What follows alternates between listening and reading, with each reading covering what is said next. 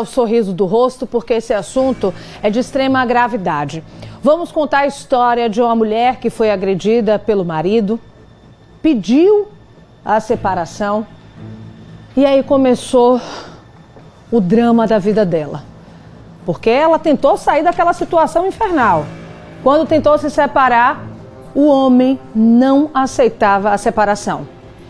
Fez ameaças constantes contra ela, dizendo inclusive que se ela não voltasse para ele, ela não ia ficar com mais ninguém. Bem típico do homem abusador. Agora, esta mulher quer a guarda total do filho de 1 ano e 6 meses. Diante deste quadro violento dele, ela quer agora a guarda total do filho. Esse caso corre na Justiça de Capela. A gente vai entender melhor essa situação na reportagem de Ícaro Novaes. Põe na cena. A quantidade de procedimentos e documentos nas mãos de Michelene são um retrato do que tem sido a vida dela nos últimos anos, desde que resolveu se separar do ex-companheiro. Ela lembra que já no início da relação ele dava os primeiros sinais de comportamento agressivo. Queria uma coisa melhor, mas infelizmente eu casei já grávida. E durante o período da minha gestação, eu era mais na maternidade que em casa.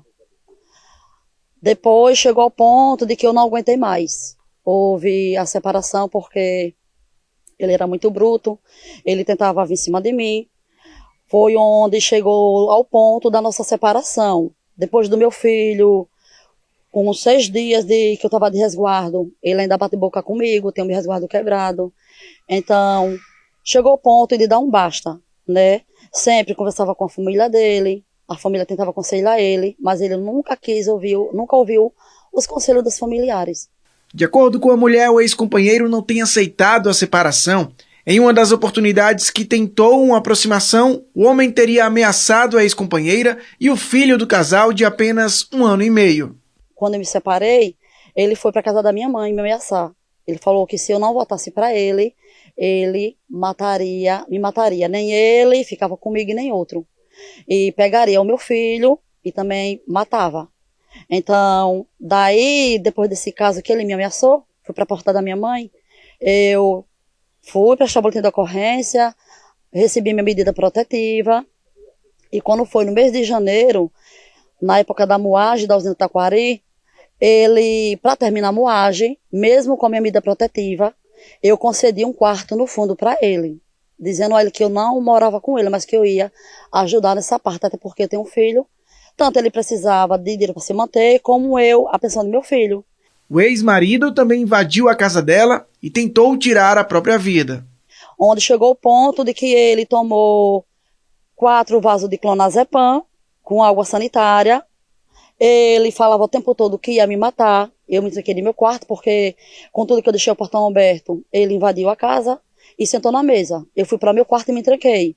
Quando foi depois, no outro dia bem cedo, eu chamei o SAMU. Eram as 10 horas da manhã. Chamei o SAMU perguntou quanto que estava os batimentos dele, cardíaco. Eu falei que eu não sabia, porque ele estava agressivo. E aí foi onde eles mandaram que chamasse a polícia, porque eles estavam em uma diligência. Depois que eu chamei as polícias, fui até a delegacia de Capela, contei o caso, eles vieram. Nós viemos tirar o senhor da casa da dona Michelene. Ele disse, daqui eu só saio morto. Nas mãos, Michelene mostra o boletim de ocorrência e a medida protetiva que conseguiu contra o ex-companheiro. Agora, na justiça, eles brigam pela guarda do filho. E na audiência realizada nesta semana, não houve acordo. Desde o mês de junho que eu venho cobrando a pensão de meu filho, que já é 9 meses que ele não dá um centavo. E o acordo que o promotor fez foi para ele pagar da 1.171 de entrada, mas para ele tanto faz, tanto fez. Ele está trabalhando, mas a pensão não fiz questão tanto como eu estou fazendo, para que ele não conceda a guarda de levar meu filho de 15 para casa dele, porque ele não tem condições nenhuma de pegar meu filho, nem a família dele tem. Ele está querendo usar nosso filho, porque os filhos são os pontos fracos de todas as mães, inclusive o meu. Porque se ele já me ameaçou, tem medida protetiva, ele sabe que eu não quero ele. Casar, devo casar de novo, porque eu tenho 43 anos. Então, ele tem que acostumar com a separação e saber que ele não tem possibilidade nenhuma de pegar meu filho. E que meu filho corre risco, tanto meu filho quanto a mim. Enquanto não chega a um acordo na esfera judicial para a guarda e pensão do filho, a dona Michelene vive com medo. A ameaça do ano passado ainda permanece na mente dela e ela teme que o ex-companheiro possa fazer o pior. Eu temo pela minha vida sim. Temo sim, porque ele saiu da Pirunga já uma vez, 4 horas da tarde de bicicleta, chegou lá na minha porta, era 10 horas da noite, batendo na minha porta, e eu temo sim, eu temo. Eu temo porque Capela é grande, eu sempre tenho minhas coisas para resolver na cidade, e eu não vou estar assustada. Então eu temo sim, temo sim. Ele é capaz de te matar? Ele é capaz. Ele é capaz porque ele falou para mim uma vez, e como ele falou lá, que se eu não votasse para ele, eu não ficaria com homem nenhum mais, porque ele ia me matar. Sim, ele é capaz, e isso é provado porque a gente mostra aqui todos os dias homens que cumprem a ameaça que fez. Eu quero pedir ao povo de Capela, já que infelizmente muitas vezes nossa área jurídica, nossa área policial, enfim, muitas vezes falha, pessoal que conhece ela, que conhece ele, de alguma forma se torne vigilante nesse caso, porque é um caso que, além da agressão, agora tem uma tentativa de feminicídio, né? Pelo que está relatado.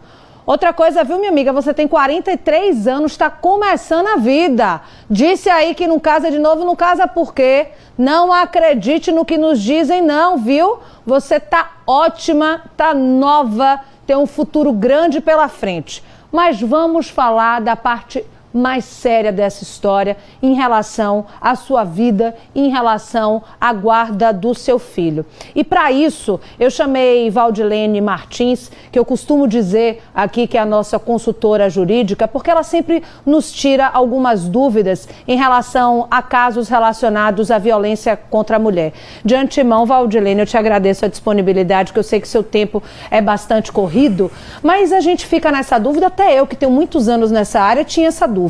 Um homem que tem uma medida protetiva, ele pode ter a guarda do filho compartilhada, ele automaticamente perde? Como é que funciona isso? Bem, boa noite, Mariana, boa noite, senhoras e senhores aqui, telespectadores, quem está vendo a gente aqui. É uma honra estar sempre aqui, é um espaço que eu agradeço sempre. Mas olha, essa é uma questão que sempre vem em todos os problemas, em todos os momentos que tem a violência doméstica familiar. A primeira coisa que a pessoa tem que saber é que a guarda compartilhada, ela é regra, mas nem sempre ela é viável. Como é que você tem medida protetiva? Não é brincadeira não, gente. Se existe uma medida protetiva, é porque há risco, sim, de morte, há risco da mulher perder a integridade física dela. Então, não subestimem homem agressor. Olha, homem autor de violência doméstica familiar é o pior, é a escória do crime. Eles são piores do que qualquer outro criminoso. Não pense que porque ele é seu colega de trabalho gentil, porque ele é um bom profissional, ou porque ele é o vizinho legal, o tio legal, ele não mata, não. Eles matam, eles estupram, eles tocam fogo, eles chutam mulher grávida, sabe? Eles fazem barbaridade. Eles matam, inclusive, os próprios filhos. Quem xinga, bate, quem bate, mata, quem mata é criminoso. Qualquer crime, quem comete é criminoso. Então o que é que acontece? Pelo caso que essa moça falou, a guarda compartilhada não é viável nesse caso. Existe, inclusive, Mariana, vou deixar aqui claro para vocês, um projeto de lei, número 2491 de 2019, de um senador de Alagoas, do Podemos, Rodrigo Cunha, que fala da guarda compartilhada ser impossível nesses casos, que impede, inclusive, a guarda compartilhada. Porque seria você abrir um canal para mais violência. Porque a guarda compartilhada quer dizer o quê? Que eu tenho um canal urbano, né, gentil, de educação com aquele ex-marido, pai da criança. E no caso desse não tem. Um homem que ameaça, que diz que vai matar, né, ele mata, não duvide. Então essa mulher se preserve, como você bem disse, a sociedade haja, faça a sua parte, junto com o Estado, sociedade, as famílias, as igrejas, é uma força-tarefa que protege essa mulher. Então não é viável a guarda compartilhada nesse caso, e eu quero deixar claro, a guarda que não é compartilhada unilateral não impede a convivência. Ele pode continuar tendo a convivência, claro, regrada, e na minha opinião, pelo pouco que eu vi desse caso, se eu fosse advogada dela, eu já pedia uma guarda unilateral e que ele tivesse direito à convivência monitorada pelo serviço social, porque um homem desse é capaz de sequestrar a criança. você vê bem claro que ele usa a criança como moeda de barganha. E eles fazem muito isso nos processos.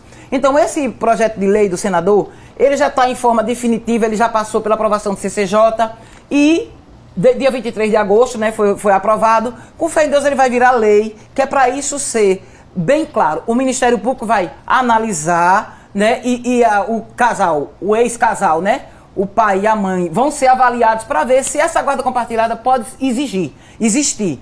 Mas o que é que acontece? De regra, né, nesses casos, quando se institui a guarda compartilhada, o homem agressor, ele quer se inserir na vida da mulher.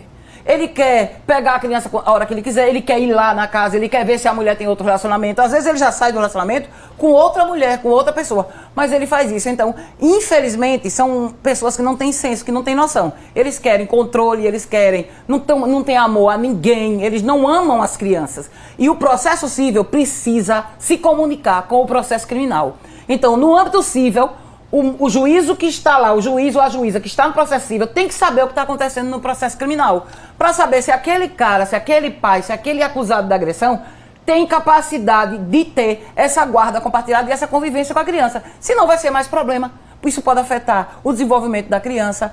E lembrem que a guarda, quando a gente fala de criança, o que vale é o melhor interesse da criança. É o princípio do melhor interesse da criança. Então não é o meu, não é o seu, não é o do pai, não é o da mãe, é o da criança. Então, se vive desse jeito, qual é o pai que é bom torturando uma mãe desse jeito? Qual é a criança que vai achar um pai bom ele fazendo isso com a mãe dele? Não existe, gente, um homem bom pai, se ele é um pai, se ele é um marido agressor. Não existe. Porque o povo pensa que bom pai é quem compra comida, quem paga as contas, só isso. Gente, ninguém é pouco não para viver só do que come. Uma família tem que ter afeto, amor, respeito, mesmo que ela esteja separada.